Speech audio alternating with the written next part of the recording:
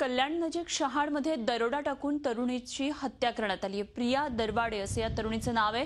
साईधाम इमारतीमध्ये त्यांच्या भावाचा फ्लॅट आहे। रात्रीच्या वेळी शेजारच्या इमारतीमधून विवेक यांना चोर चोर असा आरडाओरडा ऐकू आला आणि काय घडलं ते पाहण्यासाठी त्यांनी बाहेर येण्याचा प्रयत्न केला, मात्र त्यांच्या बेडरूमला बाहेरून कडी घालण्यात आली होती। अखेर त्यांनी शेजाऱ्यांना फोन केला, त्यांना दरवाजा फोडला असता बाहेरच्या खोलीमध्ये झोपलेली प्रिया मृत अवस्थेत आढळून आली।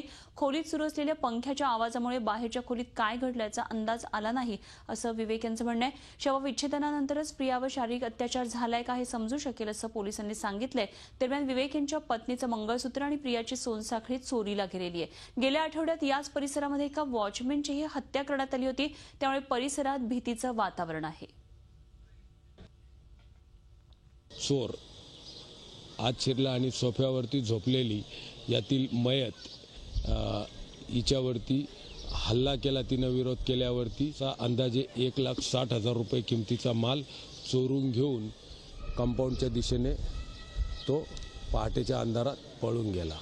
माझ्या बायकोनी काहीतरी असा आवाज केला चोरांनी, तर बायकोने बघितलं कोणतरी आलंय बाल्कनीमध्ये, कपडे सुकत होते तर क्लिअरली फेस दिसला नाही आहे आणि मी त्याच्या मागे पळालो आणि तो मला बघून उडी मारून खाली, मी राहतो सेकंड फ्लोअरला, फर्स्ट फ्लोअरला गेला, फर्स्ट फ्लोअरनं उडी मारून खाली घेऊन बाउंड्री वॉल हे करून पळाला।